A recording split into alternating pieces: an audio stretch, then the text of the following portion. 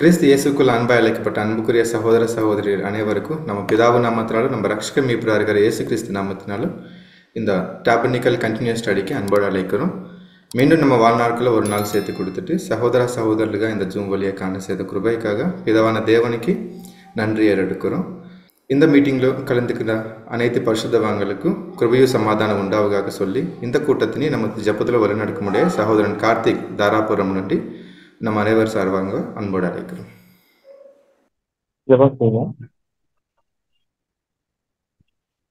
மகா இரக்கமும் கிருபையும் நேடிய சாந்தமும் தயவும் அன்பும் நிறைந்த உங்கள் பரிசுத்தமுள்ள பரமதேவாரே, அப்பா தேவரே, இதோ இந்த மாலை வேளையிலே அப்பா உங்கள் சத்தியங்களை நாங்கள் தியானிப்பதற்கும் கேட்பதற்கும் கிருபையாய் குறிப்பாக கைவிட்டாக எங்கள் ஆண்டவராக இயேசு மூலமாக உங்களுக்கு நன்றிகளையும் துதிகளையும் போட்டு கொண்டிருக்கிறோம்.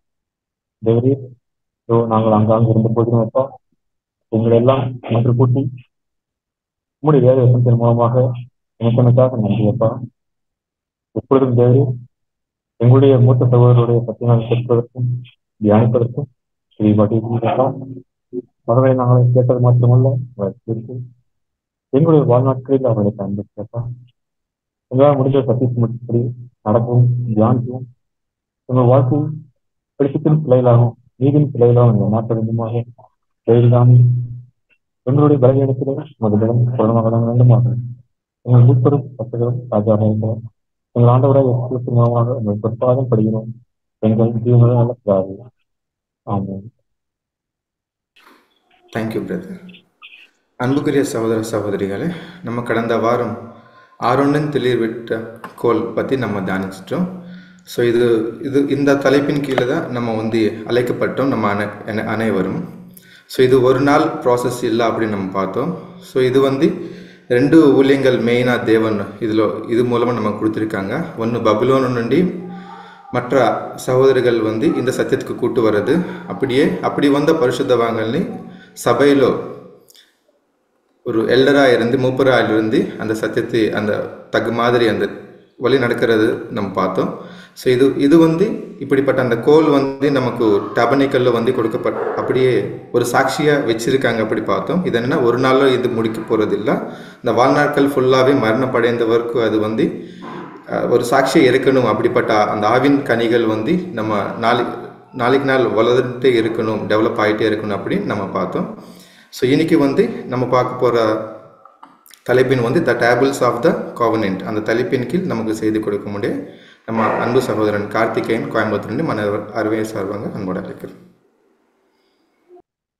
தேவ சமூகத்தில் மிகவும் அன்பாய் கூட்டிச் சேர்க்கப்பட்ட அன்புக்குரிய சகோதர சகோதரிகளே, உங்கள் யாருக்கும் நம்முடைய பிதாவாகிய தேவனுடைய நாமத்தினாலும் நம்முடைய ஆண்டவராகிய இயேசு கிறிஸ்துவின் நாமத்தினாலும் கிருபையும் சமாதானமும் உண்டாவதாக என்ற அன்பின் வாழ்த்துக்களை நான் முதலாவது உங்கள் ஒருவருடன் தெரிவித்துக் கொள்கிறேன். தேவனுடைய ஒரு பெரிதான கிருபையினாலே நாம் தொடர்ந்து ஆசரிப்பு கூடாரத்தினுடைய ஆவிக்குரிய அர்த்தங்கள் எல்லாம் நாம் தியானித்துக் கொண்டு வருகிறோம். பொதுவாக ஆசரிப்பு கூடாரம் அப்படின்னு சொல்லி பார்க்கும்போது இது நமக்கு தெரியும், இது 3 பாகங்களாக நம்ம ஆசரிப்பு கூடாரத்தை நம்ம பிரித்து பார்க்கிறோம். ஒன்று பாளையம், மற்றொன்று பிரகாரம், அடுத்தது ஆசரிப்பு கூடாரம். இப்ப நம்ம பார்க்கிறோம் எங்க இருக்கோம் அப்படின்னா, பிரகாரம் பார்த்து முடிச்சுட்டு அடுத்த ஆசரிப்பு கூடாரத்துல பரிசுத்தலம் முடிச்சு மகா பரிசுத்தலத்துல இருக்கக்கூடிய காரியங்களை நம்ம பார்க்கணும். அப்படியாக நம்ம மகா பரிசுத்தலத்துல பார்க்கும்போது அங்க உடன்படிக்கை பெட்டி இருக்கிறத நம்ம கவனிச்சோம். இந்த உடன்படிக்கை பெட்டியை குறித்து நம்ம படிக்கும் பொழுது இந்த உடன்படிக்கை பெட்டி எதை அடையாளப்படுத்துது அப்படின்னு சொல்லி பார்த்தாக்க மகிமையடைந்த பரிசுத்தவான்களை அடையாளப்படுத்தக்கூடிய ஒரு காரியமாக இருக்கிறது பார்க்கணும். இதுல பிரதானமா இருக்கிறது நம்முடைய ஆண்டவராகிய இயேசு கிறிஸ்து. சபையாகிய புது சிருஷ்டியினுடைய அமைப்பு, இந்த அமைப்புல ஒரு தலையாக இருக்கிறது நம்முடைய ஆண்டவராகிய இயேசு கிறிஸ்து. எப்படி கிறிஸ்து ஜெயம் கொண்டு பிதா இருக்கிற வண்ணமாகவே அவர் மகிமை அடைந்தாரோ, அதே போல இயேசு கிறிஸ்துவை பின்பற்றி வரக்கூடிய 1,44,000 பரிசுத்தவான்கள் தேவ சமூகத்துல அவர்களும் மகிமை அடைந்திருக்கக்கூடிய நிலையை அடையாளப்படுத்துறதுதான் இந்த உடன்படிக்கை பட்டி அப்படின்னு சொல்லி பார்க்க. இந்த உடன்படிக்கை பட்டிக்குள்ள இருக்கக்கூடிய இந்த உடன்படிக்கை பட்டியை நம்ம பிரிச்சு பார்த்தோம் அப்படின்னா உடன்படிக்கை பெட்டி, அங்க இருக்க கிருபாசனம், அப்புறம் அந்த கிருபாசனம் நீங்க நல்லா கவனிச்சு பாத்தீங்கன்னா அந்த உடன்படிக்கை பெட்டி மூடியுள்ள ஒரு தகடு, பொன் தகடு. அந்த பொன் தகடோட ஒட்டி இருக்கும் அந்த கிருபாசனம் என்ற அமைப்பு 2 கேருபீன்களே உடையது. அப்ப இந்த கிருபாசனம் எதை அடையாளப்படுத்துச்சு அப்படின்னு சொல்லி பார்க்கும்போது அது தேவனுடைய நீதியை அடையாளப்படுத்துறதாக நம்ம பார்க்கிறோம். தேவனுடைய நீதி எப்படி அடையாளப்படுத்துது அப்படின்னு சொன்னாக்க, தேவனிடத்தில் இருக்கக்கூடிய அவர் ஐஸ்வர்யம், எதுல ஐஸ்வர்யம் உள்ளவராக இருக்கிறார்னா இரக்கத்தில் ஐஸ்வர்யம் உள்ளவராக இருக்கிறார். அப்போ கிருபை பொருந்திய நம்முடைய பிதாவாகிய தேவனிடத்திலிருந்து நாம் ஏதாவது ஒரு ஆசீர்வாதத்தை பெற்றுக்கொள்ளணும்னா நீதியை நிறைவேற்றி அவரிடத்துல நம்ம இரக்கத்தை பெற்றுக்கொள்ள முடியும், அவரிடத்துல கிருபையை பெற்றுக்கொள்ள முடியும். அப்படிங்கிறதுக்கான ஒரு அடையாளமாக இருக்கிறது தான் இந்த கிருபாசனம் அப்படின்னு சொல்லி பார்க்க. இந்த கிருபாசனத்தில் இருக்கக்கூடிய 2 கேருபீன்கள், அந்த 2 கேருபீன்கள் மத்தியில் இருக்கக்கூடிய அந்த செக்கினா ஒளியை குறித்து நம்ம பார்ப்போம். அந்த ஒளி அப்படிங்கும் போது அது தேவன் வாசம் பண்ணு அந்த இடத்துல தேவன் வாசம் பண்றார். இந்த மகா பரிசுத்தலத்துல தேவன் வாசம் பண்ணுகிறார் என்ற ஒரு அடையாளத்தை கொடுக்கிறது இந்த செக்கினா ஒளி. அது ஒரு ஆச்சரியமான ஒளி அப்படின்னு நாம பார்க்க. தேவன் ஒளியாகவே இருக்கிறார் வசனங்கள் படிச்சோம். அது மாத்திரமல்ல, கேருபீன்கள் மத்தியில் அவர் வாசம் பண்றத அடையாளமாக கூட நம்ம வேத வசனங்கள்ல வாசிச்சோம். அப்ப நம்ம கவனிக்கணும், 2 கேருபீன்கள் என்னவாக இருக்கு அப்படின்னா இது ஒரு 4 தேவனுடைய 4 குணலட்சணங்களை நீங்க பார்க்கலாம். இந்த மேல இருக்கக்கூடிய ஒளி, செக்கின ஒளி ஞானத்தை அடையாளப்படுத்துது. இந்த கேருபீன்களை ஒரு பக்கம் இன்னொரு பக்கம் 2 பக்கம் இருக்கு. ஒன்று அன்பும் உன்னோட வல்லமையும் அடையாளப்படுத்துது. இந்த கீழே இருக்கக்கூடிய அந்த கிருபாசனம் எதை அடையாளப்படுத்துது அப்படின்னு சொல்லி பார்க்கும்போது நீதி அடையாளப்படுத்துது. இப்படியாக நீதி, வல்லமை, அன்பு, ஞானம் அப்படின்ற 4 குணலட்சணங்களும் தேவனுடைய 4 குணலட்சணம் அங்க பிரதிபலிக்கிறத நம்ம பார்க்கிறோம். அன்பான சகோதரர்களே, யார் ஒருவர் நீதியை நிறைவேற்றுகிறார்களோ அவருக்கு தேவனுடைய கிருபையும் இரக்கத்தையும் விரைவாக கொண்டு செல்ல இந்த கேருபீன்கள், அதாவது அன்பும் இரக்கமும், அன்பும் வல்லமை, தேவனுடைய வல்லமை தயாராக இருக்கு. எதை கொண்டு போறதுக்கு? ஆசீர்வாதத்தை கொண்டு போறதுக்கு. நடந்து போகல, ஓடி போகல, பறந்து போறதுக்கு தயார் நிலையில் இருக்கிறதா அந்த கேருபீன்கள் சிறகை விரைத்து கொண்டிருக்கிறத நம்ம பார்க்கிறோம். அடுத்தது தொடர்ச்சியாக நம்ம பார்த்தோம், மன்னா வைக்கப்பட்ட பொற்பாத்திரம். மன்னா அப்படின்னு சொல்லி பார்க்கும்போது இது தூதர்களுடைய அப்பம். அன்னைக்கு இஸ்ரேல் ஜனங்களுக்கு தேவன் கொடுத்தாங்க. அதாவது அவர்கள் நெற்றி வேர்வை நிலத்துல சிந்தி பாடுபட வேண்டிய அவசியம் இல்லை, உழைக்க வேண்டாம். 40 வருஷம் அவர்களுக்கு நாள்தோறும் போஷிக்கிறதுக்கு தேவன் கொடுத்தாங்க. அப்போ தேவ சமூகத்துல தேவன் சொல்ற வார்த்தையை மாத்திரம் கேட்டு வாழ்ந்துட்டு இருந்தா போதும், தேவன் அவர்களை இப்படியாக போஷிக்கிறார் அப்படிங்கிறதுக்கு ஒரு அடையாளமாக இங்க கொடுக்கப்பட்டுச்சு. இந்த மன்னா ஒருவருடைய தேவையை அளவு குறிப்பறிந்து தேவன் கொடுத்திருக்கிறார். இது எதற்கு அடையாளமாக இருக்கு அப்படின்னா, ராஜ்யத்துல உலக ஜனங்களுக்கு தேவன் அவருடைய ராஜ்யத்துல உலக ஜனங்களை எப்படியெல்லாம் போஷிக்க போறார், எப்படி ஒரு ஆசீர்வாதத்தில் அவங்க இருக்க போறாங்க அப்படிங்கிறதுக்கு ஒரு அடையாளமாகவும், அது மாத்திரமல்ல இந்த மன்னா இது வானத்திலிருந்து இறங்கி வந்த ஜீவ அப்பம் அப்படின்னு சொல்லக்கூடிய, வானத்திலிருந்து இறங்கி வந்த ஒரே அப்பம், அது நம்முடைய ஆண்டவரை இயேசு கிறிஸ்துவை அடையாளப்படுத்தும். அந்த இயேசு கிறிஸ்துவை நாம் நமக்குள்ளாக தெரிவித்திருக்கிறதுனால நாம் கிறிஸ்து அந்த அழியாமையில் இருந்தது போல நாமும் அந்த அழியாமையில் இருப்போம். அப்ப இந்த மன்னா ஆவிக்குரிய அடையாளமாக நம்ம பார்க்கிறோம், ஒரு அழியாமைக்கு ஒரு அடையாளமாக இருக்கிறத நம்ம பார்க்கிறோம். அடுத்தது அங்க இருந்து ஆரோனுடைய தளிர்த்த கோல். அன்பான சகோதர சகோதரிகளே, ஆரோனுடைய தளிர்த்த கோல் எதற்கு அடையாளமாக இருக்கு அப்படின்னு சொல்லி பார்க்கும்போது, தேவனுடைய ஊழியத்தை தேவனால் நியமிக்கப்பட்ட மனுஷர்களை கொண்டு தேவன் செய்து கொண்டு வருகிறார் அப்படிங்கிறதுக்கான ஒரு அடையாளம். அது மாத்திரமல்ல, தேவனுடைய ஊழியம் யாருக்காக கொடுக்கப்பட்டிருக்குது அப்படின்போது, இந்த ஊழிய வாய்ப்பை யாரெல்லாம் விரும்பிட்டாங்களோ அவங்களுக்கு கொடுக்கப்படுறதாக அங்க குறிப்பிடப்படல. மாறாக தேவன் ஒருவரை அங்க முன்குறிச்சு நியமிக்கணும். அதான் ஒரு ஆரோனைப்பால் அழைக்கப்படாவிட்டால் இந்த கனமான ஊழியத்தில் அவங்க என்ன பண்ண முடியாது, பங்கெடுக்க முடியாது அப்படிங்கிறது நம்ம வேதவசனங்களை தியானிச்சோம். அன்பான சகோதரர்களே, அப்போ ஆரோனை போல அழைக்கிறதுனா என்ன? நீங்க நான் நம்ம எல்லாருமே ஆரோனை போல தான் அழைக்கப்பட்டிருக்கோம். எப்போ நம்ம நமக்குள்ளாக நாம் ஒரு அர்ப்பணிப்புக்கு வந்தோமோ, இந்த மகாபரிசுத்தமான விசுவாசத்துக்கு ஒரு விஷயம் நம்ம ஒப்பு கொடுத்து இன்னும் ஒரு பலியின் ஜீவத்துக்குள்ளாக நம்ம வந்தோமோ, அந்த நொடிப்பொழுதுல இருந்து நாம என்ன ஆயிட்டோம் அப்படின்னா ஆரோனை போல அழைக்கப்பட்டிருக்கோம். அப்போ ஆரோனை போல அழைக்கப்படும் பொழுது ஆரோன் அங்க ஒரு ஒரு உண்மையும் முத்தமுள்ள ஒரு ஊழியக்காரனாக தேவ சமூகத்தில் இருந்திருக்கிறதுக்கு ஒரு நற்சாட்சி என்ன அப்படின்னா, அந்த கோத்திர வாரியாக ஒவ்வொருத்தருக்கும் ஒவ்வொரு கோல் கொடுக்கப்பட்டுச்சு. அந்த கோல் அவங்க பேர் எழுதி போடப்பட்டுச்சு. அங்க அங்க துளிர்த்தது அந்த வாதுமை பூ, வாதுமை கனி. எப்படி யாருடைய கோல் துளித்திருந்துச்சு அப்படின்னு சொல்லி பார்க்கும்போது ஆரோனுடைய கோல். அப்ப அந்த வாதுமை பழங்களோ வாதுமை மலர்களோ எதற்கு அடையாளமாக இருக்கு அப்படின்னா, அந்த கனி நல்ல குணலட்சணங்களுக்கு அடையாளமாகவும், அந்த பூவும் அந்த இலைகளும் வாதுமை இலைகள் எதுக்கு அடையாளமான ஊழிய வாய்ப்பிற்கு அடையாளமாகவும் நம்ம பார்க்கணும். அன்பான சகோதரர்களே, இந்த வாதிம மரத்தில் இருக்கக்கூடிய ஒரு மிக முக்கியமான ஒரு குணலட்சணம், வாதிம மரத்தினுடைய தன்மை, அதனுடைய கேரக்டரிஸ்டிக்ஸ் என்ன அப்படின்னா, மற்ற மரங்களை போல் இல்லாம முதலாவது கனி வந்துடும். அந்த கனியை தொடர்ந்துதான் வரும் இலைகள், பூ. கொஞ்சம் வித்தியாசமான ஒரு மரம் தான் வாதுமை மரம். அப்போ நம்ம பார்க்கிறோம், நம்ம இடத்துல நாம எப்போ தேவ சமூகத்தில் நம்மளை ஒப்பு கொடுத்தோமோ அப்ப இருந்து நம்ம கனி கொடுக்கக்கூடியவர்களாக இருக்கணும். அந்த ஆவியின் கனிகள், தேவன் எதிர்பார்க்கக்கூடிய, தேவன் விரும்பக்கூடிய நல்ல குணலட்சணங்களை கொடுக்கக்கூடியவர்களாக நாம் இருக்கிற பட்சத்துல தேவன் நமக்கான ஒரு ஊழிய வாய்ப்பை அங்க ஏற்படுத்தி கொடுக்கிறார் அப்படிங்கிறத இந்த விஷயம்.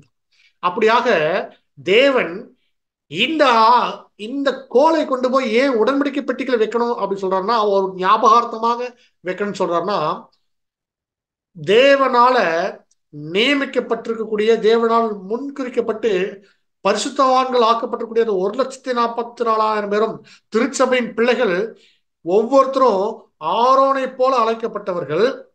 ஆரோனுக்கு ஒரு முறை மாத்திரம்தான் தோல், அந்த கோல், அவருடைய கோல் தளித்ததாக நம்ம பார்க்கிறோம். அன்பான சகோதரர்களே, அந்த தளித்த கோலை திரும்ப கொண்டு போய் தேவ சமூகத்திலேயே எப்பொழுது வச்சுட்டாங்களா? மோசேட்ட தேவன் சொல்லியிருப்பார். அது கூட திரும்ப கொண்டு சாட்சி பெட்டியிலேயே வச்சிருக்கிறார். ஏன் அது சொன்னாங்க அப்படின்னா, அந்த கோல் நாள்தோறும் துளிர்த்து இருக்கணும். அப்படின்னா என்ன அர்த்தம் அப்படின்னா, அது நாள்தோறும் கனி தரணும். அது எப்பொழுதுமே துளிர்த்த நிலையிலேயே ஒரு எவர் கிரீனா இருக்கணும். அப்படின்னா 1,44,000 பேர் இந்த பூமியில வாழும் பொழுது அவர்கள் எப்படியாக இருந்திருக்காங்கன்னா, தேவனுக்கு நாள்தோறும் கனி கொடுக்கிறவர்களாக இருந்தாங்க. அவங்களுடைய நல்ல குணலட்சணங்களால தேவன் மகிமைப்பட்டார். அவர்கள் பரிசுத்தவான்கள் செய்த ஊழியங்கள்ல அவர்கள் மேலோங்கி இருந்தாங்க. அந்த ஊழியத்தை அவர் செலுத்த பலியை தேவன் அங்கீகரித்தார் அப்படின்ற ஒரு நினைவாக இந்த ஆரோனுடைய தளித்த கோல் அந்த உடன்படிக்கை பெட்டிக்குள்ள வைக்கப்பட்டிருந்துச்சு அப்படிங்கறத நம்ம புரிந்து கொள்ளலாம். அன்பான சகோதரர்களே, அடுத்ததாக நம்ம பார்க்கிறோம், இன்னைக்கு பார்க்கக்கூடிய அதனுடைய தொடர்ச்சியாக உடன்படிக்கை பெட்டிக்கு அதாவது உடன்படிக்கை பெட்டிக்குள்ள இருந்த அந்த கற்பலகைகள், அதாவது நம்ம கவனிக்கலாம். அன்பான சகோதர சகோதரிகளே, மோசே இடத்துல தேவன் கொடுத்த பிரமாணங்கள், நியாய பிரமாண கற்பனைகள், அந்த கற்பனைகள் எழுதி வைக்கப்பட்ட கற்பனைகள் அந்த உடன்படிக்கை பெட்டிக்குள்ள தான் இருந்துச்சு. ஓகேங்களா? சரிங்க. இப்போ இதுக்கான ஆதார வசனத்தை நம்ம வாசிக்கலாம். சகோதரி இப்ப வாசிப்பாங்க. எபிரேயர் 9ஆம் அதிகாரம் 4-5 வசனங்கள் வாசி. எபிரேயர் 9ஆம் அதிகாரம் 4ஆம் வசனம். அதிலே பொன்னால் செய்த தூப கலசமும் முழுவதும் பொற்கரடு பொதித்திருக்கப்பட்ட உடன்படிக்கை பெட்டியும் இருந்தன. அந்த பெட்டியில் மன்னா வைக்கப்பட்ட பொற்பாத்திரமும் ஆரோனுடைய தளித்த கோலும் உடன்படிக்கையின் கற்பலகைகளும் இருந்தன. அப்போ இங்க எபிரேயர்ல அப்போஸ்தலன் பவுல் எபிரேயர்கள் நிருபத்துல எப்படி குறிப்பிடுறாரு அப்படின்னா, இங்க உடன்படிக்கை பெட்டிக்குள்ள கற்பலகைகள் இருந்தன அப்படிங்கிறத இங்க குறிப்பிட்டிருக்கிறார். அன்பான சகோதர சகோதரிகளே, அப்ப நம்ம புரிஞ்சுக்கொள்றோம், தேவன் இஸ்ரேல் ஜனங்களுக்கு அந்த மோசே கிட்ட கொடுத்த அந்த சீனாய் மலையில மோசே இடத்துல கொடுத்த அந்த கற்பனைகள், நியாயப்பிரமாண கற்பனைகள் எல்லாத்தையும் ஒரு கற்பலகைகள் எழுதி அங்க கொடுத்திருக்கிறத நம்ம பார்க்கிறோம். சரிங்க. இப்ப இதான் நம்ம இன்னைக்கு தியானத்துக்கு எடுத்துக்கொண்ட பகுதி. இஸ்ரேல் ஜனங்கள் இடத்துல தேவன் கற்பலைகள்ல கொடுத்திருக்கிறார். அது எங்க அப்படின்னா நியாயப்பிரமாணமாக சீனாய் மலையில கொடுத்திருக்கிறாங்க. இப்ப நீங்க நல்லா கவனிச்சு பார்க்கணும். இப்ப இதை நம்ம புரிந்து கொள்றதுக்கு நம்ம இது எங்கிருந்து ஆரம்பிக்கணும்னா, ஒரு சில கேள்விகளோட நான் உங்களுக்கு இந்த காரியத்தை நான் ஆரம்பிக்க விரும்புறேன். அன்பான சகோதர சகோதரிகளே, தேவன் ஒரு சராசரியான ஒரு மனுஷனோடு, இந்த மனுக்குலத்தில் இருக்கக்கூடிய ஒரு மனுஷனோடு அவர் தொடர்பு கொள்ளணும்னா அவர் எப்படி அந்த முயற்சி எடுக்கிறார்? எப்படி நம்மளோட பேசுறார். மனுஷர்களை தேவன் தொடர்பு கொள்ளணும், அவங்களிடத்துல ஏதாவது சொல்லணும் அப்படின்னா அவர் எப்படி சொல்றார் அப்படின்னு நீங்க சிந்திச்சு பாருங்க. தேவனுடைய தெய்வீக திட்டத்துல பல யுகங்கள் இருக்கு. பல யுகங்கள்ல இருந்து இந்த மனுக்குலம் நிறைய மாற்றங்கள் பரிணாமங்களை அடைஞ்சு வந்திருக்கிறது நம்ம பார்க்க. அதுல விசேஷமா முதலாம் உலகம், அப்புறம் இரண்டாம் உலகம். அந்த இரண்டாம் உலகத்துல 3 யுகங்களாக நம்ம பிரிச்சு, முற்பிதாக்கள் யுகம், அப்புறம் யூத யுகம், அப்புறம் சுவிசேஷ யுகம். இப்ப நம்ம சுவிசேஷ யுகத்தை தாண்டி இப்ப 1000 ஆண்டு அரசாட்சியில் நம்ம இருக்கிறோம். சரிங்களா? சரி, இப்போ கேள்வி என்ன அப்படின்னா, கோடான கோடி மனுஷர்கள் இந்த பூமியில பிறந்திருக்கிறாங்க. அதுல நீங்களும் நானும் இருக்கிறேன் இல்லைங்களா? இப்ப நம்மளோட தேவன் பேசணும் அப்படின்னா அவர் எப்படி நம்மளோட பேசுவார் அப்படின்னு நம்ம தெரிஞ்சுக்கணும். அப்படின்னா எப்படி முதல்ல பேசியிருக்கிறார் அப்படின்னா, சரி நேரடியாக பேசுவாரா? தேவன் மனுஷர்களோட நேரடியா பேசுறதுக்கு வாய்ப்பு இருக்கா அப்படின்னா, வேதாகமத்தில் நாம் வாசிக்கிறோம் நேரடியாக பேசியிருக்கிறார். எப்படி பேசியிருக்கிறார் அப்படின்னா, அது வந்திருக்கிறது யெகோவா தேவன் அல்ல, தேவனை ஒருவனும் ஒரு காலம் கண்டதில்லை, அவருடைய சத்தத்தையும் கேட்டதில்லை. அப்படின்னா ஒரே பேரான குமாரன், தேவனுடைய ஒரே பேரான குமாரன் அவருடைய கிறிஸ்து, அந்த கிறிஸ்துவே தேவனை வெளிப்படுத்தினார் அப்படின்னு நம்ம பார்க்க. அப்படின்னா மனுஷர்கள் எல்லாருமே யார்கிட்ட தான் பேசினாங்க அப்படின்னா கிறிஸ்துவிட தான் பேசியிருக்கிறாங்கிறத அவங்க புரிஞ்சு கொள்ளலாம். சரிங்களா?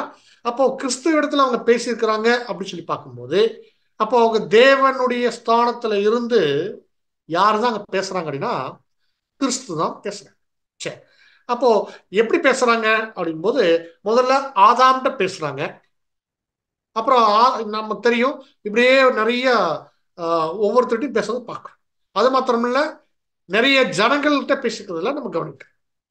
அதுல நீங்க நல்லா கவனிச்சு பார்க்கும்போது ஆதாம்ல ஆரம்பிச்சு நோவா வரைக்கும், நோவா மட்டும் இல்லைங்க, நீங்க நல்லா கவனிச்சு பாருங்க. ஆதாம்கிட்ட பேசுனாங்க, காயின்ட்டு பேசுனாங்க, ஏனோக்கு, அப்படியே நீங்க ஒவ்வொருத்தரையும் நீங்க கவனிச்சு பார்த்தீங்க அப்படின்னா நோவா, அப்புறம் அது மட்டும் இல்ல, அதுக்கப்புறம் ஆபிரகாம், ஈசாக்கு, யாக்கோப்பு அப்படின்னு தேவன் யாரிடத்துல அவருடைய திட்டத்தையும் அவருடைய பிரமாணங்களையும் இந்த பூமியில செய்யணும், சில காரியங்களை அவங்களை கொண்டு செய்யணும், ஒரு மனுஷனை தேர்ந்தெடுக்கிறார். அந்த மனுஷன்கிட்ட எல்லா காரியத்தையும் சொல்றார், நீ இதை செய் அப்படின்னு நேரடியாக தொடர்பு கொள்றார். நேரடியாகனா நமக்கு தெரியும் அங்க தேவனுடைய காரியங்கள். ஒரு இப்ப ஆபிரகாம்கிட்ட ஒரு விஷயம் பேசணும்னா ஆபிரகாம்கிட்ட நேரடியாக வந்துடுச்சு தேவனுடைய வார்த்தை. சரிங்களா? அப்போ ஆபிரகாம் எப்படி ரிப்பேர் பண்றாருன்னா அவங்ககிட்ட ரிப்பேர் பண்றாரு. ஆனால் அன்பான சகோதரர்களே, தேவன் இப்படி தனிப்பட்ட முறையில ஒவ்வொருத்தருக்கிட்டையும் பேசுற விஷயங்களை ஒரு ஸ்டேஜ்ல ஸ்டாப் பண்றார்.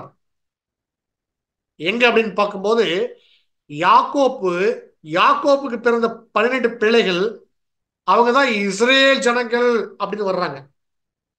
அப்படி இஸ்ரேல் ஜனங்கள் அப்படின்னு வரும் பொழுது தேவன் எதிர்பார்த்த ஒரு மிகப்பெரிய ஒரு சந்ததி உருவாகி நிற்கும் போது அவங்களுக்கு இஸ்ரேல் பேர் வச்சு, நான் தனிப்பட்ட ஒவ்வொருத்தருக்கும் நான் பேச போறது இல்லை, எனக்கு நான் என்ன செய்யணும், மனுஷங்க என்ன செய்யணும், என்ன செய்யக்கூடாது அப்படிங்கிறத நான் என்ன பண்றேன், நான் ஒட்டுமொத்தமா எல்லாத்துக்கும் காமன் இன்ஸ்ட்ரக்ஷனா ஒரு பிரமாணங்களை நான் ஏற்படுத்தி கொடுத்துட்றேன் அப்படின்னு சொல்லிட்டு என்ன பண்றாருன்னா தேவன் மோசேவை கொண்டு மோசே இடத்துல சகல காரியங்களையும் மோசேக்கு பேசிட்டு மோசேவை வச்சு என்ன பண்றாருன்னா இந்த கற்பனைகளை எல்லாம் கொண்டு போய் நீ ஜனங்களிடத்துல சேர்த்துன்னு சொல்லிட்டான்.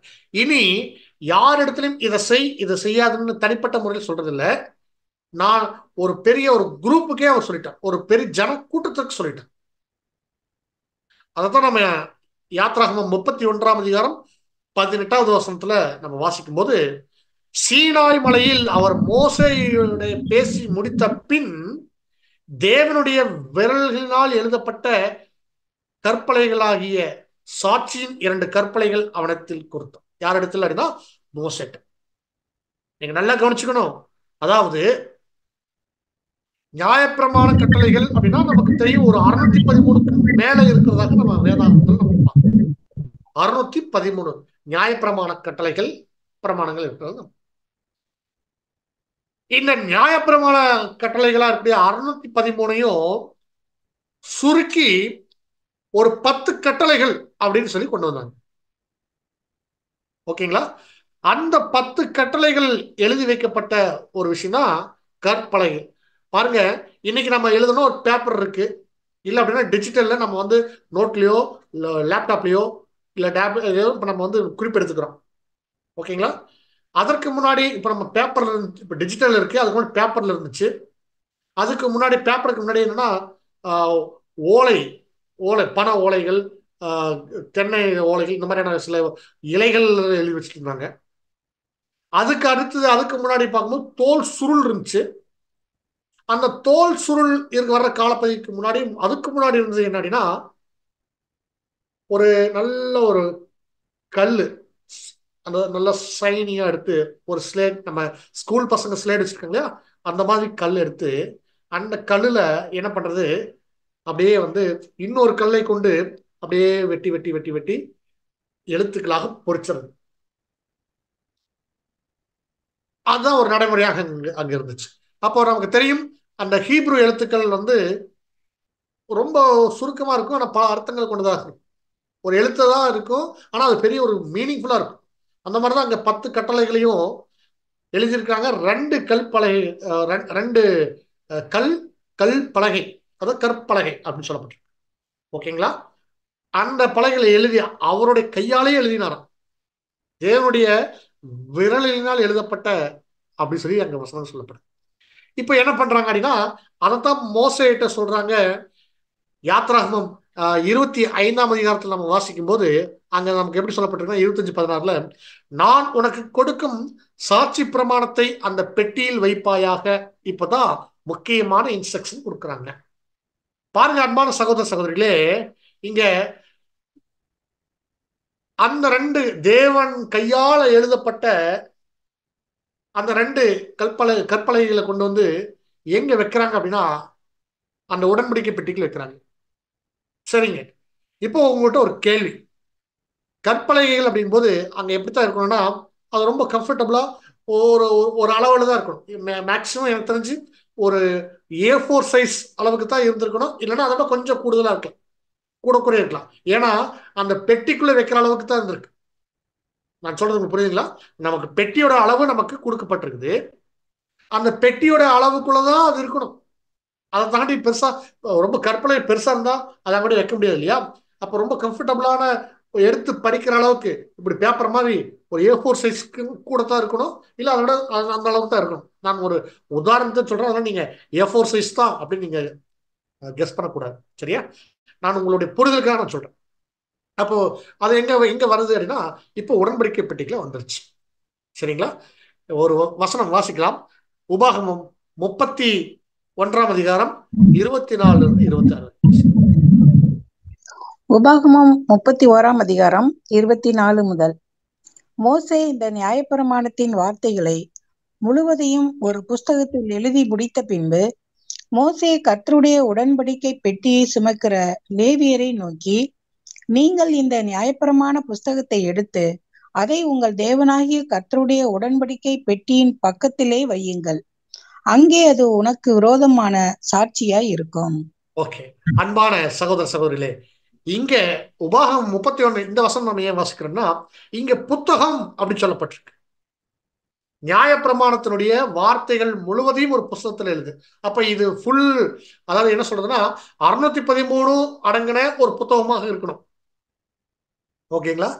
இதை என்ன பண்ணிருக்கலாங்க அப்படின்னா, இது ஒரு புத்தக வடிவில் இருந்துச்சு அப்படின்னா, புத்தகம் அப்படின்னா நமக்கு தெரியும் அது வந்து ஒரு பேப்பர் மெட்டீரியலா சரியாது.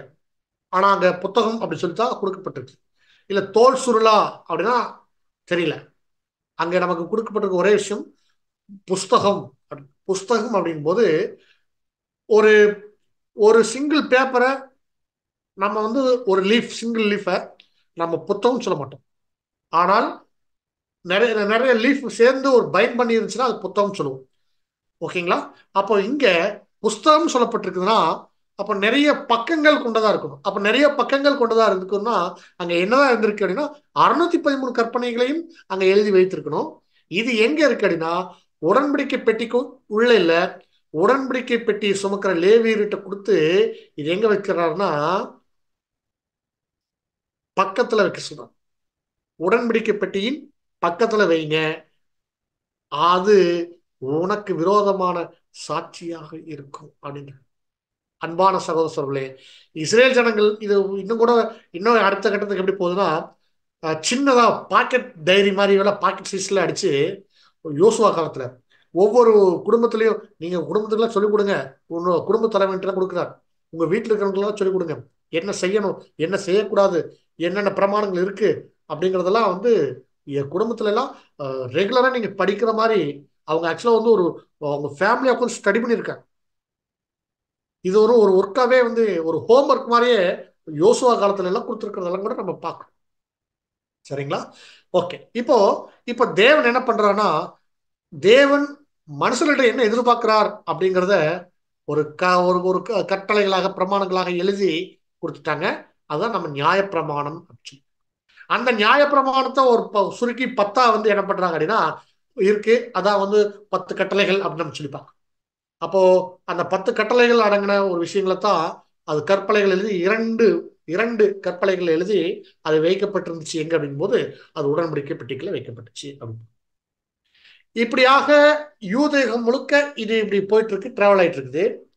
இந்த நியாயப்பிரமாணம் யூதர்கள் மத்தியில அவங்களுடைய புழக்கத்துல அவங்க பரிச்சயமான ஒரு ஒரு நியாய புஸ்தகமாக அவங்க கையில இருந்துச்சுப்பாங்க. ஆனால் அன்பான சகோதரர்களே, நம்முடைய ஆண்டவராகிய இயேசு கிறிஸ்து இந்த தேவனுடைய வார்த்தைகளை அங்க அடுத்து கஸ்டமைஸ் பண்றார். எப்படி அதை கஸ்டமைஸ் பண்றாங்க அப்படின்னா ஒரு அன்பின் பிரமாணமாக அவர் அங்க மாற்றி கொடுக்கறத நம்ம பார்க்கணும்.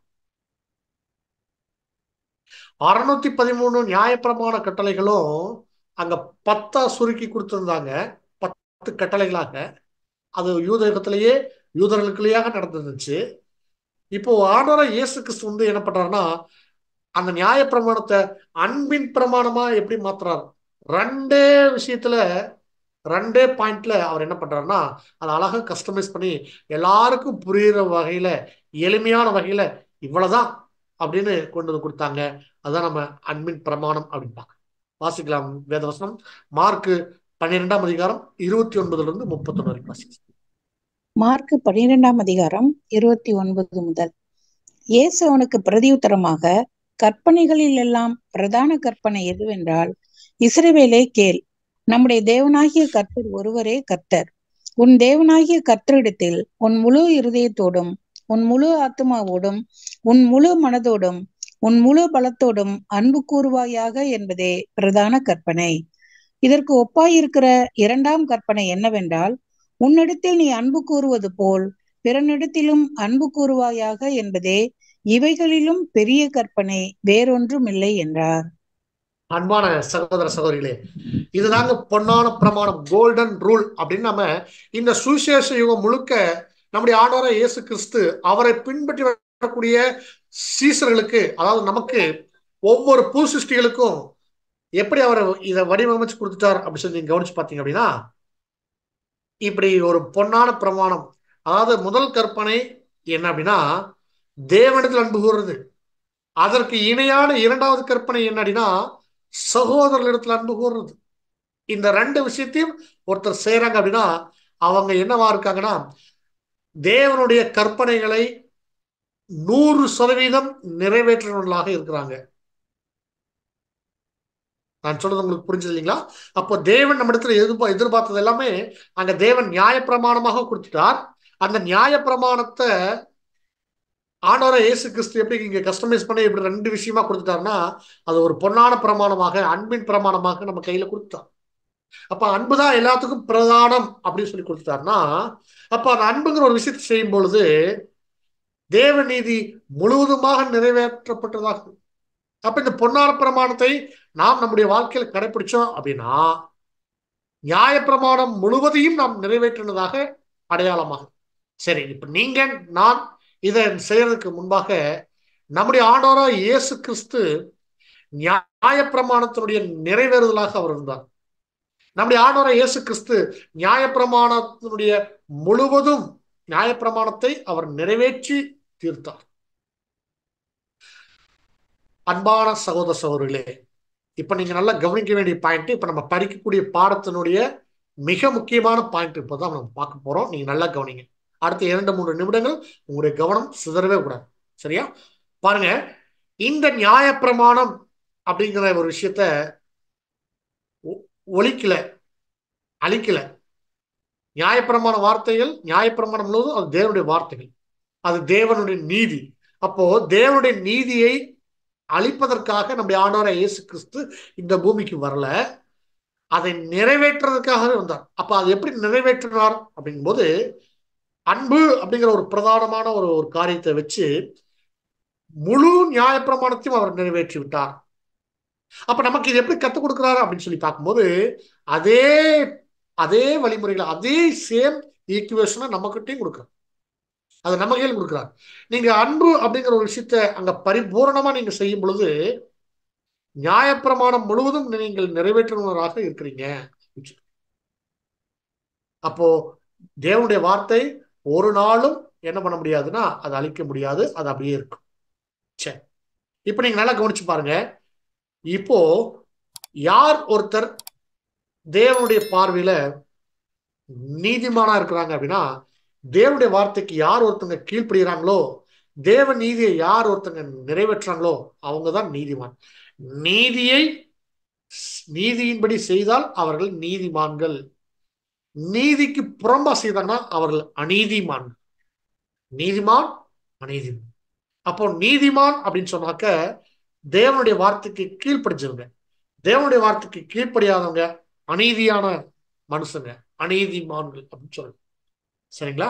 இப்போ ஒரு நீதிமான் என்ன பண்றாங்க அப்படின்னா, அப்ப இந்த நியாயப்பிரமாணத்தை எல்லாவற்றையும் நிறைவேற்றுனா அவங்க நீதிமான் ஆயிடுவாங்களா? அப்படி நியாயப்பிரமாணத்தை நிறைவேற்றி யாரும் நீதிமான் ஆயிருக்கிறாங்களா அப்படின் போது இங்கதான் பவுல் ரொம்ப அழகா இதை நமக்கு விளக்கி சொல்றாங்க. இந்த மாதிரியான கேள்விக்கான பதில அப்போஸ்தலனாகிய பவுல் எவ்வளவு அழகா குறிப்பிடுறாருன்னா, கலாத்தியர் புஸ்தகம் முழுக்க முழுக்க இந்த ஒரு கன்ஃபியூஷனை போக்குறது தான் இந்த நிருபம் முழுக்கவே. அப்ப அந்த கலாத்திய சபைக்கு இருந்தது என்ன என்ன என்ன கன்ஃபியூஷன் இருந்ததுன்னா, நியாயப்பிரமாணம் ஒருத்தரை பூரணப்படுத்துதா, நியாயப்பிரமாணத்தை ஒருத்தர் இந்த காலத்துல செய்யணுமா, அதாவது சுவிசேஷத்துல நியாயப்பிரமாணத்தின்படி வாழணுமா, நியாயப்பிரமாணத்தை நிறைவேற்றணுமா, அப்ப நியாயப்பிரமாணத்தை நிறைவேற்றதான் நீதிமானாக முடியுமா, அப்ப நீதிமானத்தான் தேவனை தரிசிக்க முடியுமா அப்படின்னு எல்லாம் ஒரு அடுக்கடுக்கான கேள்விகளுக்கு அவர் எப்படி அருமையான பதில் கொடுக்கிறாருன்னா, நியாயப்பிரமாணம் ஒருவரையும் பூரணப்படுத்தாது. அதாவது நியாயப்பிரமாணம் யாரையும் நீதிமான் ஆக்குனதாக நம்ம பார்க்கல. ஏன் அப்படின்னா அது அது அப்படித்தான் எழுத்துக்கொள்ளும் அப்படின்னு சொல்லி முடிச்சுட்டா. ஆனா ஆவி உயிர்ப்பிக்கும், எழுத்து கொள்ளும், ஆவி உயிர்ப்பிக்கும். சரி, அப்ப என்ன பண்ண முடியும் அப்படின்னா, நீங்க எப்படி நியாயப்பிரமாணத்தை நிறைவேற்றி நீங்க நீதிமானாக ஆகிறது சாத்தியம் இல்லையோ, அது ரொம்ப கடினமா இருக்கோ மனுஷர்களுக்கு இன்னைக்கு. ஆனா இன்னொரு விஷயம் அங்க அதுக்கு அப்படியே பேர்ல கொடுக்குறாங்க, நீங்க இயேசு கிறிஸ்துவையும் அவருடைய ஈடுபலியும் நீங்கள் விசுவாசிக்கும் போது நீங்கள் நீதிமானாக என்ன பண்றீங்க, தேவ சமூகத்துல தேவனால என்ன பண்றீங்க. அப்ப நீங்க உங்களை அவர் நீதிமானாக பார்த்துட்டார் அப்படின்னா, நீங்க உங்களை நீதிமானாக என்ன பண்ணிட்டீங்க அப்படின்னு சொன்னா உங்களுக்கு வழி கிடைச்சிருச்சுன்னு. பாவியாக இருக்கக்கூடிய ஒருத்தரை தேவன் நீதிமானா பார்க்கிறார் அப்படின்னா நம்மளை தூரமா வச்சுக்க மாட்டார், பக்கத்துல வச்சுக்குவார், பக்கத்துல வச்சுக்கிறார். அப்போ நமக்கு வழி அங்க ஓப்பன் ஆகுது. அப்ப நீதிமான் அப்படிங்கிறது தேவனுடைய சமூகத்திற்கு நேராக வழி நடத்துது, அங்க வழி ஓப்பன் ஆகுது, நீதிமான்களுக்கு கதவு திறக்குது. அப்ப நம்ம எப்படி நீதிமானானோம், விசுவாசத்தினால் நாம் நீதிமானாக்கப்பட்டிருக்கிறோம். நியாயப்பிரமாணம் அதுக்கு என்னவா இருக்கு அப்படின்னா ஒரு வழியா இருக்குது. எப்படி வழியா இருக்குது, நியாயப்பிரமாணத்தை கிறிஸ்து நிறைவேற்றினார், கிறிஸ்து நிறைவேற்றுறது மேல நம்ம கிறிஸ்துவுக்குள்ள இருக்கும்போது அது நாமளும் நிறைவேற்றுறதுதான் மாறும். அப்ப நம்ம ஒருத்தங்க கிறிஸ்துவுக்குள்ள வந்துட்டா, கிறிஸ்துவுக்குள் ஒரு சகோதரன் ஒரு சகோதரி இருந்தா, அப்ப கிறிஸ்து நிறைவேற்ற நியாயப்பிரமாணத்துக்குள்ள நாமளும் அங்க வந்துட்டோங்கிறது அடையாளமா. அப்ப கிறிஸ்து அப்படிங்கிற ஒரு மிகப்பெரிய ஒரு உபாதி நமக்கு இருக்கிறதுனால கிறிஸ்து தான் நமக்கு என்னவா இருக்காருன்னா எல்லாவற்றுக்கும் நமக்கு ஒரு வழியை ஏற்படுத்தி கொடுத்துருக்கிறார். இப்ப அன்பான சகோதரர்களே, அதான் நம்ம கலாத்தியர் 3 அதிகாரம் 13 நம்ம வாசிக்கிறோம். மரத்திலே தூக்கப்பட்ட எவன் சபிக்கப்பட்டவன் என்று எழுதிக்கிறபடி கிறிஸ்து நமக்காக சாபமாகி நியாயப்பிரமாணத்தின் சாபத்திற்கு நம்மளை நீங்களாக்கி மீட்டு கொண்டார் அப்படின்னு சொல்லி. அன்புக்குரிய சகோதர சகோதரிகளே, இப்ப நம்ம கவனிக்க வேண்டிய இன்னொரு முக்கியமான பாயிண்ட் என்ன அப்படின்னா, அப்போ நம்ம எல்லாருமே என்ன ஆயிட்டோம் அப்படின்னா, இயேசு கிறிஸ்துவை, அவருடைய ஈடுபலியை, அவருடைய மரணத்தை, அந்த மீட்பின் கிரை எல்லாத்தையும் நம்ம புரிந்து கொள்ளும் போது அந்த பலிக்குள்ளாக நம்முடைய பலியை நாம அர்ப்பணிக்கும் போது நாம் அங்க நீதிமானாக எண்ணப்படுறோம். அப்படி நீதிமானாக எண்ணப்பட்ட அந்த நொடிப்பொழுதிலிருந்து நமக்குள்ள ப்ராசஸ் ஸ்டார்ட் ஆகுது. அந்த நீதிமான் நிலையை தக்க வச்சுக்கிறதுக்கான ப்ராசஸ் ஸ்டார்ட் ஆகுது. அந்த ப்ராசஸ் எது வருகிறதுனா பரிசுத்தமாகுதலுடைய ப்ராசஸ்க்குள்ள கொண்டு போகுது. அப்படி பரிசுத்தமாகனுடைய ப்ராசஸ் அது எண்டு, அது பரிபூர்ண நிலை. அந்த பரிபூர்ண நிலைக்கு நம்மளை கொண்டு வருது இல்லையா, கொஞ்சம் கொஞ்சமா கொண்டு வருது இல்லையா. அப்படி பரிபூர்ண நிலையை எட்டிட்டோம் அப்படின்னா இந்த புதுசுடைய பூர்ணத்தன்மை அடைஞ்சிட்டோம். அப்படி பூர்ணத்தன்மையை அடைஞ்சிட்டோம் அப்படின்னா நாம என்னவா இருக்கிறோம் அப்படின்னா, நம்முடைய ஓட்டத்தை நிறைவு செய்து இந்த சபை வகுப்பார் அப்படிங்கிற இடத்துல அந்த 1,44,000 பேர் லக்கத்துல நாமளும் ஒருத்தரா வந்துட்டோம். அப்போ அந்த சபை அப்படிங்கிற அந்த நிலையை நம்ம எப்படி அடைஞ்சோம் அப்படின்னா, பாவியா இருந்தோம், தேவனுடைய இரக்கத்தினால இயேசு கிறிஸ்துடைய மரணத்தை விசுவாசிச்சு நம்ம நீதிமான எண்ணப்பட்டோம். நீதிமான எண்ணப்பட்டமே தவிர நம்ம நீதிமான் இல்லை. ஆனா நம்ம நீதிமான் ஆகிறதுக்கான அடுத்த கட்ட முயற்சிகளை எடுத்து எடுத்து எடுத்து எடுத்து வந்தோம். எப்படி முயற்சி எடுத்தோம், எப்படி நீதிமான மாறணும்? நம் தேவனுடைய வார்த்தைகளுக்கு கீழ்ப்படியும் போது நாம் நீதிமானா இருக்கிறோம். தேவனுடைய வார்த்தைகளுக்கு நாம் நம்மளை அர்ப்பணிக்கும் போது தேவனுடைய வார்த்தையை, தேவனுடைய நீதியை நம்முடைய வாழ்க்கையில நிறைவேற்றும் போது, அப்போ நீதியை தொடர்ந்து நிறைவேற்றி கொண்டே இருந்தோம் அப்படின்னா நாம் நீதிமான் நிலையிலேயே இருக்கிறோம். நீதிமான் நிலைய தக்க வச்சு அடுத்தது இந்த நீதிமான் பரிசுத்தம் அடையக்கூடிய அந்த ஒரு ஹோலினஸ்குள்ள நம்ம வர்றோம். அன்பான சகோதர சகோதரிகளே, இப்போ நமக்கு நம்முடைய வாழ்க்கையில அப்படி ஒரு ஜெயம் கொண்டுட்டோம் அப்படின்னா என்ன கிடைக்குது அப்படின்னு சொல்லி பார்க்கும்போது, இந்த எப்படி உடன்படிக்கை பெட்டிக்குள்ள அந்த கற்பலைகள் வைக்கப்பட்டுச்சு இல்லையா, இப்ப அந்த கற்பலைகளுக்கு அடையாளம், ஆவிக்குரிய அர்த்தம் என்னன்னு பார்க்கிறோம் அப்படின்னா தேவனுடைய வார்த்தை. அப்ப தேவனுடைய வார்த்தை நமக்கு தெரியும், அது கிறிஸ்து தான். நல்லா கவனிங்க, ஆதியிலே வார்த்தை இருந்தது. அந்த வார்த்தை, நான் யோவான் 1:1 நான் சொல்றேன். ஆதியிலே வார்த்தை இருந்தது, அந்த வார்த்தை தேவன் எடுத்திருந்தது, தேவனோடு இருந்தது, அது தேவனாகவே இருந்தது அப்படின்ட்டு. அந்த வார்த்தை லோகாஸ், அது கிறிஸ்து அப்படின்ட்டு. அன்பான சகோதர சகோதரர்களே, அந்த ஆதியில் இருந்த வார்த்தை அது தேவ வார்த்தை, அது தேவனுடைய நீதியை நடப்பிக்கக்கூடிய ஒரு வார்த்தை, அதுதான் கிறிஸ்து. அப்ப அந்த கிறிஸ்துங்கிற அந்த சரீர அமைப்புல நாமளும் ஒரு அங்கமாயிட்டோம் அப்படின்னா நாமளும் தேவ வார்த்தையாக நம்ம நிக்கிறோம். அப்போ தேவனுடைய வார்த்தை, அதாவது தேவனுடைய நீதி எதுல கட்டமைக்கப்பட்டிருக்குது அப்படின்னா அது நீதிங்கிற ஒரு அஸ்திவாரத்துல கட்டமைக்கப்பட்டிருக்குது. அன்புக்குரிய சகோதர சகோதரிகளே, நம்ம எல்லாரும் நல்லா புரிஞ்சு கொள்ளலாம், இந்த பூமியில யார் ஒருவங்க நீதிமானாக வாழ்ந்து தங்களுடைய ஓட்டத்தை ஆரம்பிச்சு ஒரு பரிபூர்ணமா முடிச்சிருக்கிறாங்க அப்படின்னா 1,44,000 பேர் அந்த தங்களுடைய ஓட்டத்தை நிறைவு செஞ்சு தேவன் எதிர்பார்க்கக்கூடிய குணலட்சணத்தை காமிச்சு தேவனுடைய பார்வையில தேவன் நீதியை முழுவதுமாக நிறைவேற்றவங்களாக இருப்பாங்க. அப்படி தேவ நீதியை நிறைவேற்றினவங்க தான் அந்த 1,44,000 பேரும். இந்த தேவ நீதியை அச்சாரமாக கொண்டு தேவனுடைய ராஜ்யத்துல என்னவா இருப்பாங்கன்னா ஒட்டுமொத்த உலக ஜனங்களையும் நீதியாக நியாயம் விசாரிக்கக்கூடிய நியாயாதிபதிகளாக இருப்பார்கள். அன்பான சகோதர சகோதரிகளே, இப்போ நீங்க திரும்ப நல்லா கவனிச்சுக்கணும், கற்பலகைகள் உடன்படிக்கை பெட்டிகளில் இருக்கக்கூடிய ஆவிக்குரிய அர்த்தம் என்னன்னா நீதிமான்களாக வாழ்ந்து தங்களுடைய ஓட்டத்தை நிறைவு செய்த பரிசுத்தவான்களாக இருக்கக்கூடிய 1,44,000 பேர் இருக்காங்க.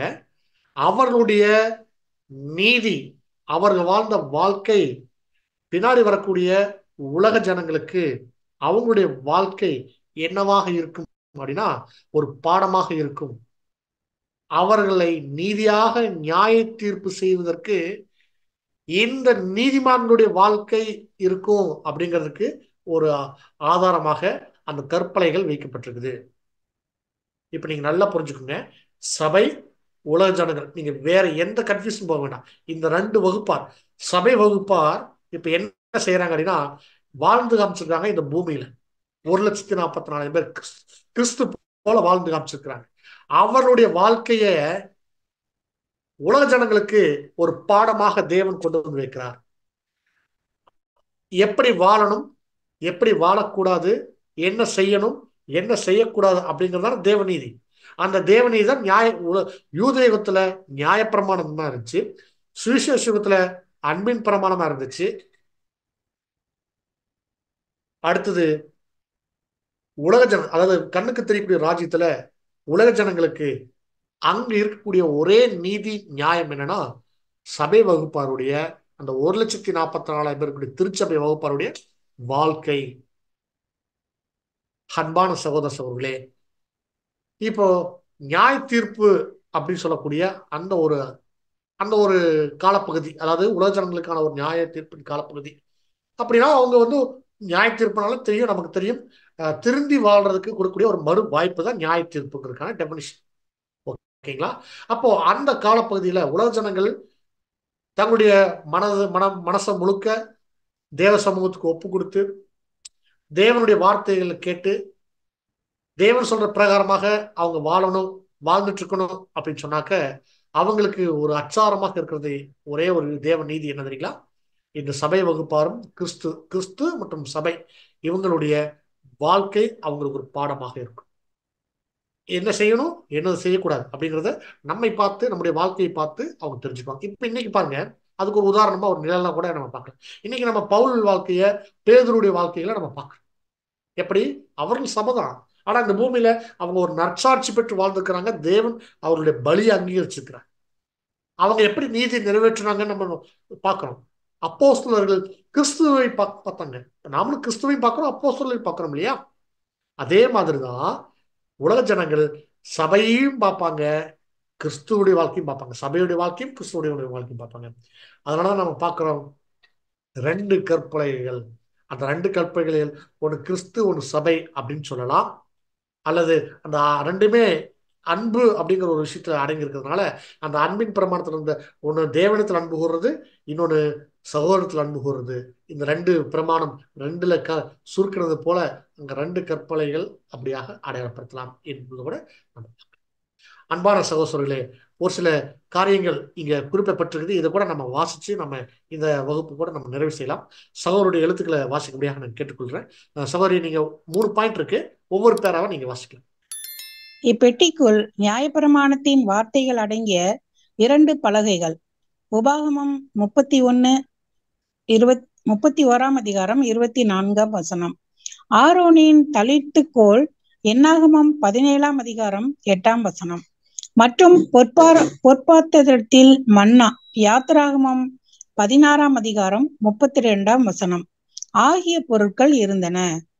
தேவனுடைய பூரண நியாயப்பிரமாணத்தை கிறிஸ்து எவ்விதமாக முழுவதுமாக நிறைவேற்றுவார் என்பதையும், நியாயத்தை வழங்கும் உரிமை எவ்வாறு அவருக்கு கொடுக்கப்படுகிறது என்பதையும் இந்த பிரமாணம் நிழலாக காண்பிக்கிறது. நியாயப்பிரமாணத்தின் நீதியானது உண்மையில் நம்முடைய தலையாகிய இயேசு கிறிஸ்துவில் நிறைவேறியது. மேலும் அது கிறிஸ்துவில் புதிய சிருஷ்டிகளாக இருப்பவர்களிலும் நிறைவேறினதாக எடுத்துக்கொள்ளப்படுகிறது. இப்புதிய சிருஷ்டிகள் கிறிஸ்து இயேசுக்குட்பட்டவர்களாய் இருந்து மாம்சத்தின்படி நடவாமல் ஆவியின்படியே நடக்கிறவர்களாக உள்ளனர். ரோமர் 8ஆம் அதிகாரம் 1ஆம் வசனம். அதாவது இவர்கள் புதிய சிந்தைக்கு கீழ்ப்படிந்தவர்களாக நடப்பவர்கள். நம்முடைய பழைய மனுஷனுடைய பலவீனங்களை நாம் தினந்தோறும் சிலுவையில் அறைந்து வருகிறோம். அவைகள் மறுபடியும் புதிய சிருஷ்டிகளாகிய நம்மை தாக்காதவாறு நாம் முன்னமே ஈடுபலியின் மூலமாக மீட்கப்பட்டு விட்டோம். கிறிஸ்துக்குள்ளாக இருக்கும் வரைக்கும் அவைகள் நம்மை மறுபடியும் சூழ்ந்து கொள்ளாது. நம்மிடத்தில் நியாயப்பிரமாணத்தின் நீதி நிறைவேறுகிறது. ரோமர் 8 அதிகாரம் 4 என்று எழுதியிருக்கிறபடி நம்முடைய ஓட்டத்தின் இறுதி நிலையை, அதாவது பூரணத்தை இது குறிக்கிறதாக எண்ணப்படுகிறது. ஏனெனில் நாம் உண்மையான பூரணத்திற்கு அடுத்த பாதையிலும் அதை நோக்கியும் நடந்து கொண்டிருக்கிறோம். அதை அடையும் போது மகா பரிசுத்த நிலையை அடைவோம். இதை உடன்படிக்கை பெட்டியானது நிழலாக காண்பிக்கிறது. Thank you sister. அன்பான சகோதர சகோதரிகளே, இப்ப நம்ம இந்த வாசிக்க கேட்ட இந்த பகுதி தான் இதனுடைய சாராம்சத்தை சுருக்கி நான் உங்களுக்கு கண்டென்ட்டா கொடுத்துருக்கேன். பாருங்க, இப்போ உடன்படிக்கை பெட்டிக்குள்ள இருக்கக்கூடிய இந்த 3 விஷயங்களும் நாம எப்படித்தான் பார்க்கிறோம் அப்படின்னா நமக்கு தெரியணும். இதுல இருக்கக்கூடிய 3 விஷயங்களும் நல்லா கவனிச்சு பாருங்க. உடன்படிக்கை பெட்டி முழுக்க அது ஒரு பரிசுத்தவான்கள் மகிமையடைந்த நிலையை தான் காட்டுது. அதான் மகா பரிசுத்தத்துல இருக்கு. மரணத்துக்கு அப்புறம் தேவனும் கிறிஸ்துவும் இருக்கக்கூடிய அந்த உன்னத நிலையை நாமளும் அடையிறதா அந்த மகிமை அடையிறதுன்னு சொல்லிப்பாங்க. சரிங்களா? சரி, அதுல 3 விஷயங்கள் இருக்கு. ஒண்ணு மன்னா வைக்கப்பட்ட பொற்பாத்திரம், ஒண்ணு ஆரோனுடைய துளித்துக்கோல், அடுத்தது கற்பலகைகள், அத நியாயப்பிரமாணம் பொறிக்கப்பட்ட கற்பலகைகள். இந்த 3 விஷயங்களும் பாருங்க, சபை, கிறிஸ்து இவங்க இணைந்து அங்க 1000 ஆண்டு அரசாட்சியில உலக ஜனங்களை அந்த நல்வழிப்படுத்தி அவர்களையும் தேவனுக்கு பிரியமான ஜனங்களாக மாத்துறதுக்கு, அதாவது அவிசுவாசியா இருக்கக்கூடிய அவர்களை விசுவாசியாக மாத்துறதுக்கும் கிறிஸ்துவும் சபையும் சேர்ந்து என்னென்ன ஊழியங்களை அங்க செய்வாங்க அப்படிங்கிறத இங்க நிழலாக இங்க உடன்படிக்கை பெட்டிகளை வைக்கப்பட்டிருக்கிறத நீங்க கவனிக்கலாம். ஒண்ணு மன்னா, அது ஜனங்களுக்கு தேவையான நல்ல போஷிப்புகளை கொடுக்கறது. எப்படி தூதர்களுடைய அப்பம் அன்னைக்கு இஸ்ரேல் ஜனங்கள் மனுஷர்களுக்கு வந்துச்சோ, அதே மாதிரி இந்த மன்னா அப்படிங்கிறது சத்திய வசனம், தேவனுடைய வார்த்தையை குறைவில்லாமல் அனுதினமும் ஜனங்களுக்கு கொடுக்கிறது. இது ஒரு மிக முக்கியமான ஊழியம், சபைக்கான ஊழியம். அடுத்தது அதற்கான ஒரு அங்கீகாரம், அந்த ஊழியத்தை செய்வதற்கான ஒரு அங்கீகாரம் என்ன அப்படின்னா இந்த ஆரோனுடைய துளிர்த்தக்கோல். அடுத்தது நம்முடைய வாழ்க்கையை அவங்களுக்கு கொடுக்கிறது, அது நியாயப்பிரமாணம் அப்படிங்கிற தேவனுடைய நீதி. இந்த நீதியை கொண்டுதான் அவங்களுக்கான நியாய தீர்ப்பு. பாருங்க அன்பான சகோதரர்களே, இந்த இந்த ஆரோனுடைய துளிர்த்தக்கோல் எதை அடையாளப்படுத்துது அப்படின்னா அது ராஜரீக ஆசாரிய கூட்டத்தார் அப்படிங்கிற ஜனங்களை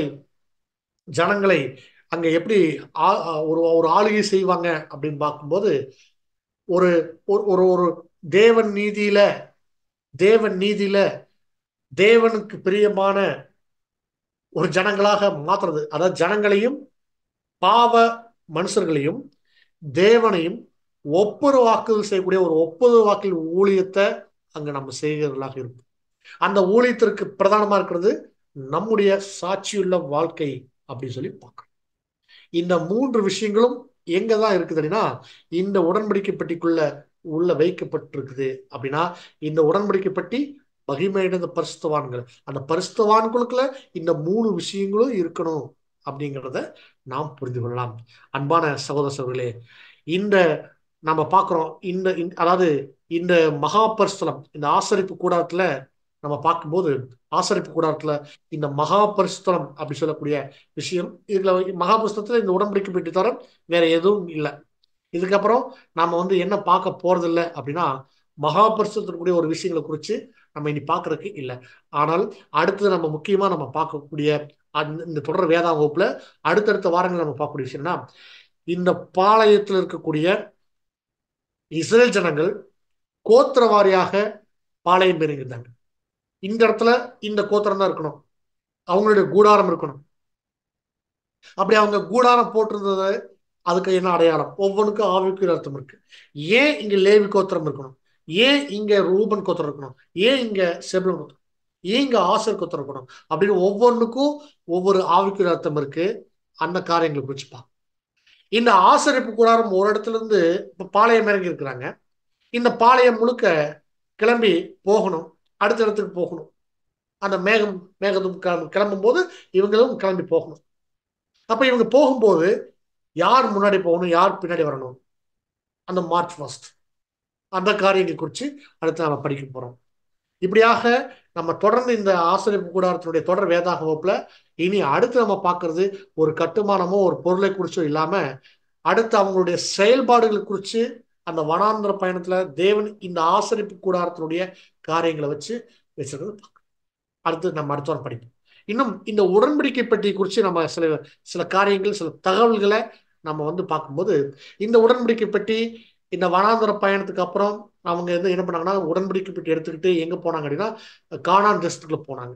கானான் தேசத்துக்குள்ள போகும்போது அங்க நியாயாதிபதிகளுடைய அந்த தேசம் பங்கிட்டு கொடுக்கப்பட்டு நியாயாதிபதிகளுடைய ஆட்சி காலத்துல பார்க்கும்போது இந்த உடன்படிக்கை பெட்டி அங்கெல்லாம் போனதெல்லாம் பார்க்குறோம். ஆனா அங்க இருந்து கொஞ்சம் புறஜாதியாருடைய இடத்துக்கும் விக்கிரகங்கள் இருக்கக்கூடிய இடத்துக்குலாம் போகும்போதுலாம் அவர் செத்து மடிஞ்சதுன்னு பார்க்கணும். அதுக்கப்புறம் நியாயாதிபதிகள் காலம் முடிஞ்சதுக்கு அப்புறம் அடுத்து ராஜாக்களுடைய காலப்பகுதி வரும்பொழுது சவுலை தொடர்ந்து தாவீது, இதெல்லாம் ஒருத்தரோட வீட்டில் இருக்கு இந்த உடன்படிக்கை பெட்டி. அப்புறம் தாவீது தேவனுக்கு ஒரு ஆலயத்தை கட்டி இதை கொண்டு வந்து வைக்கணும் அப்படின்னு சொல்லிலாம் நினைச்சு இந்த உடன்படிக்கை கொண்டு வரும் பொழுது அங்கேயும் சில காரியங்கள்லாம் அந்த உடன்படிக்கை பெட்டி போன இடம் எல்லாமே தேவன் என்ன பண்ணாருன்னா அந்த இடம் ஆசீர்வாதமா இருந்துச்சு. ஒரு வீட்டில் இருக்கிற அந்த வீடு ஆசீர்வாதமா இருக்கு. ஓகேங்களா? அடுத்தது இந்த உடன்படிக்கை பற்றிய தவறா கையாண்டா அங்க மரணம் வந்திருக்கு. மரணம் அப்படிங்கிற ஒரு உச்சபட்ச தண்டனை கொடுத்திருக்கார் தேவன். இதை நீங்க ரொம்ப சாதாரணமா அணுகிடக்கூடாது, அணுகிட முடியாது. அப்புறம் இப்படியா ஒவ்வொரு விஷயங்களும் நான் இந்த உடன்படிக்கை பற்றி நீங்க போகும்போது தேவாலயத்துல சாலமோன் கட்டின தேவாலயத்துல ஒரு உடன்படிக்கை பெட்டி அங்க வைக்கப்பட்டிருக்கு. அந்த உடன்படிக்கை பெட்டி தான் இந்த உடன்படிக்கை பெட்டியா? அங்கேயும் உடன்படிக்கை பெட்டி தான் சொல்லுது, சாட்சி பெட்டி சொல்லுது. அந்த உடன்படிக்கை பெட்டிக்குள்ள இந்த மன்னாவும் ஆரோனுடைய தொலைத்த கோலம் அப்ப கற்பனைகளும் இருந்துச்சானா இப்ப நாட்கள் போக போக இப்ப நம்ம பாக்குற இந்த உடன்படிக்கை பெட்டி இல்ல தேவன் இதை மறைச்சிட்டார் அப்படின்னு எல்லாம் கூட நம்ம கடந்த வகுப்புல நான் நிறைய இது குறிச்சு நம்ம டிஸ்கஸ் பண்ணோம். இது குறித்து நிறைய சகோதரர்கள் கேள்விகளை எழுப்பினாங்க. தெரியல தேவன் இதை எங்க வச்சிருக்கிறார், இதை கொண்டு வரணுமா இல்லையாரு. ஆனா நம்ம பாக்குறது இது ஒரு நிழல் தான். இதுக்கு பொருள் இங்க வந்தாச்சு. என்னுடைய பொருள் என்னன்னா கிறிஸ்துவும் சபையும் தான் இந்த உடன்படிக்கை பெட்டி. நமக்கு தெரியும் தேவனுடைய ராஜ்யம் அப்படின்னு சொன்னாலே அது புது சிருஷ்டியுடைய பரிபூர்ண நிலைதான் தேவனுடைய ராஜ்யம். அந்த புது சிருஷ்டியுடைய அமைப்பு, புது சிருஷ்டியுடைய அமைப்புனா கிறிஸ்து இந்த சரீரத்திற்கு தலையா இருக்கிறார், கிறிஸ்துவுக்கு தேவன் தலையா இருக்கிறார். அப்ப இது ஒரு அமைப்பு இல்லையா? தேவன், கிறிஸ்து, சபை, இந்த மூன்று பேரும் மகிமையில இருக்கக்கூடிய நிலையை அடையாளப்படுத்துறது. இப்ப மகிமையை கொஞ்சமா எல்லாம் மகிமை அடைஞ்சிட்டு இருக்கிறாங்க. இன்னும் கொஞ்சம் பேருக்கு நம்ம இன்னைக்கு பூமியில வாழ்ந்துட்டு இருக்கிறோம். நாமளும் ஓட்டத்தை முடிச்சிட்டோம்னா அந்த Lakkam நிறைவடைஞ்சிடும். 1,49,000 count close, door close ஆயிட்டு முடிஞ்சிடும், அவ்வளவுதான். அப்போ நிறைவானது வரும் பொழுது குறைவானது ஒளிந்து போகும். அப்போ இங்க நிஜம் வந்ததுக்கு அப்புறம் இங்க நிழலுக்கு வேலை இல்லை, அது வெறும் நிழல் தான். இங்க நிஜம் யார் வந்தாச்சு அப்படின்னா புது சிருஷ்டிகளாக இருக்கக்கூடிய நீங்க நான் வந்தாச்சு. அதனுடைய ஆரம்பம் நம்முடைய ஆண்டவரை இயேசு கிறிஸ்து துவக்கி வச்சிருக்கிறார். அன்பான சகோதர சகோதரர்களே, அப்ப இந்த உடன்படிக்கை பற்றி இப்ப இதுவரைக்கும் நம்ம தொடர்ந்து நம்ம பார்த்தோம். இந்த உடன்படிக்கை பற்றி நமக்கு அடையாளப்படுத்தி கொடுத்த விஷயம் என்ன அப்படின் போது மகிமையடைந்த பரிசுத்தவான்களுடைய நிலை நமக்கு அடையாளப்படுத்தி கொடுத்துச்சு. அன்பான சகோதர சகோதரர்களே, தொடர்ந்து அடுத்தடுத்த காரியங்களை இனி வரக்கூடிய வகுப்புல நம்ம தியானிக்கலாம். பொறுமையோடு கேட்டவங்க அனைவரையும் தேவன் தாமே ஆசீர்வதித்து வருவதாக. ஆமென். Thank you brother. இப்படிப்பட்ட மேன்மையுள்ள சத்த வச்சனங்கள் கொடுத்த பிதாவான தேவனுக்கும் நம்ம ரட்சகம் மீட்பராக இருக்கிற இயேசு கிறிஸ்து வழியாக நன்றிகள் எடுக்கிறோம். இதை தூத்து கொடுத்த நம்ம அன்பு சகோதரனுக்கு நம்ம அனைவர் சார்பாக நன்றி செலுத்துக்கிறோம். பொறுமையோடு கேட்ட அனைவரும் தேவன் ஆசீர்வதிப்பாக. உங்களுக்கு எதனா கருத்துக்கள் இருந்தால் நீங்கள் ஜெபம் முடிச்சதுக்கப்புறம் அன்மியூட் பண்ணிட்டு நீங்கள் சகோதரனை கேட்கலாம். இப்போது இனிமே நீங்கள் தெங்கள் படிக்க முடிய சகோதரன் ரவிச்சந்திரன் முடிவு ஜெபத்தில் வழி நடக்க முடிய சகோதரன் அருள்மணி ஒசூரி நம்ம அனைவர் சார்பாங்க அன்போடு அழைக்கும். இரவின் இனிய கீதங்கள். சமாதானத்தோட படுத்துக்கொண்டு நித்திரை செய்வேன். கர்த்தாவே, நீர் ஒருவரே என்னை சுகமாய் தங்க பண்ணுகிறீர். கர்த்தர் நம்மை பாதுகாத்து பராமரிக்கிறார் என்று நாம் அறிந்திருப்பதினால் தம்முடைய பாரத்தையெல்லாம் அவர் மீது வைத்துவிட வேண்டும். தற்காலத்திலே தோன்றுகின்ற உபத்திரவங்கள் சோதனைகள் மத்தியிலே வாடாத மகிமையின் கிரீடத்தை நாம் பெற்றுக்கொள்வோம் என்ற நிச்சயமே நமக்கு ஊக்கமளிக்கிறது. நாம் பயத்தோடும் நடுக்கத்தோடும் எல்லா அடக்கத்தோடும் கிறிஸ்துவுக்கு கீழ்ப்படிய கடவோம். ஏனெனில் அவருடைய விலையேறப்பெற்ற இரத்தத்தின் மூலமாகத்தான் மீட்பை அடைந்தோம். பெற்றுக்கொண்ட மீட்பை பேணி காத்து விசுவாசத்தில் மூலமாக நமக்கு என்ன நேரிட்டாலும் சோர்ந்து போகாமல் இருக்கக்கூடிய பலத்தை அவர் மூலமாக பெற்றுக்கொள்கிறோம். பெருமையுள்ளவர்களுக்கு தேவன் எதிர்த்து நிற்கிறார், அவர்களும் தேவனை எதிர்த்து நிற்கிறார்கள். தாழ்மையுள்ளவர்களுக்கோ அவர்களுடைய சோதனைகள் எல்லாவற்றிலேயும் ஆசீர்வாதத்தையும் கிருபையையும் நிச்சயித்து தருகிறார். ஆமேன். நாம் ஜெபிப்போம். மகா இரக்கமும் கிருபையும் அன்பும் பரிசுத்தமும் வல்லமையும் இந்த அன்பின் பொருளாக பரமபிதாவே, எங்கள் ஏக சக்கராதிபதியே, பரிசுத்த பிதாவே, இரக்கங்களின் பிதாவே, ஜோதியின் தெய்வமே, அப்பா தேவனே, இந்த ஒரு நாளும் கூட அப்பா கிருபை சமூகத்தில் எங்களை கூட்டிட்டு இறக்கத்துக்கு தந்தைய கொடான கூடி நன்றிகளை பாருங்க தேவனே. இதே கூட அப்பா ஆசிரியப்பு கூட தேவனே நாங்கள் பார்த்ததற்கு நன்றியே, அதில் உள்ள நாங்கள் அர்த்தங்களை நாங்கள் புரிந்து கொள்கிறோம். நீ பாராட்டின கிருபைக்கும் அன்பும் இறக்கத்துக்கும் தந்தையை கொடான கூடி நன்றிகளை பண்பு தந்தையை கை கூட நாங்கள் வரவிருக்கின்ற நாட்களும் கூட தந்தையை உங்கள் தெய்வீக சத்திய வார்த்தைகளை தியானித்து அதற்கே உரிய வாழ்க்கையை வாழ தேவன் தாமே எனக்கு உதவி செய்ய வேண்டும் என்று மிகுந்த மனத்தாழ்மையோடு கூட செஞ்சுக்கிறோம் பண்பு தந்தையை தேவனே. நாங்கள் அனைவரும் அப்பா தேவன் தாமே அனுமதிக்கூடிய சூழல் மட்டும் நாங்கள் பொறுமையுடன் சகிப்பு நாங்கள் கடந்து சென்று கிறிஸ்துவின் சாயலை அடைய தேவன் தாமே உதவி செய்ய வேண்டும் என்று மிகுந்த மனத்தாழ்மையோடு செஞ்சிடும் பண்புகளுக்காக தந்தையை பிறகு கூட ஆரம்பம் முதல் இறுதியோடு உங்கள் தெய்வீக பிரச்சனை இருந்து எங்கள் ஒவ்வொருத்தையும் மலையான கிருபைக்காய் அன்புக்காய் இறக்கத்துக்காய் கொடான கொடி நன்றிகளை பண்பு தந்தையே. கூட ஒரு கூடுகையின் ஆரம்பம் முதல் இறுதி தெய்வீக பிரச்சனை வளர்த்த கிருபைக்கு நன்றி ராஜா. தந்தையை பிறகு கூட இந்த சிறிய ஜபத்தனை இந்த சிறிய மன்றனை எங்கள் ரட்சகரும் போதரும் குருவுமாகிற கத்தராய் இயேசு மிகுந்த மனத்தாழ்மையோடு ஜபத்தனை ஏறெடுக்கிறோம். ஜபம் கேளும் எங்கள் ஜீவனம் சர்வ வளம் இந்த அன்பின் பரலோக பிதாவே. ஆமென்.